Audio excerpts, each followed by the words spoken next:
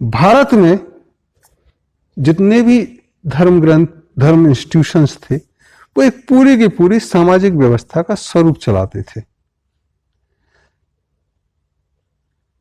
और शासन एक अलग बड़ी चीजें देख रहा है। मूलभूत चीजें शिक्षा जैसे हुई, स्वास्थ्य हुई, भविष्य वक्ता हुए, नगर प्रबंधन हुआ, ये सब मंदिर का काम।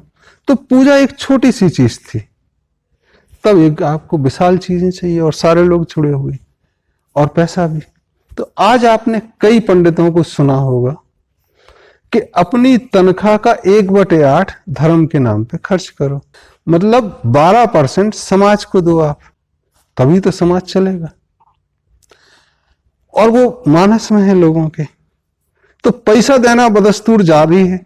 12% नहीं हुआ, 2% हुआ। मुसलमानों में कहते हैं 2.5% आप दीजिए गरीबों को, 2.5% आया। और 12% धर्म का है, तो रिश्वत के नाम पे भी मैक्सिमम 12% चलता है, मिनिमम 2%। स्टैंडर्डाइज हुआ तो 10% आ गया। तो वो दिमाग में है, तो वो जनता आराम से दे रही है, काम उनके पास है नहीं, तो ऐसी लफाजी चलेगी।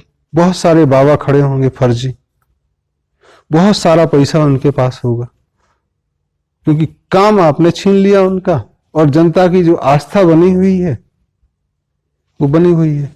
अगर दुनिया में साइकोलॉजिकली आप मनुष्य को रीड करो, तो रूस में एक एक्सपेरिमेंट हुआ, पावलोव कॉग्निशन थ्योरी, उस पर कुत्तों पे प्रयोग हुआ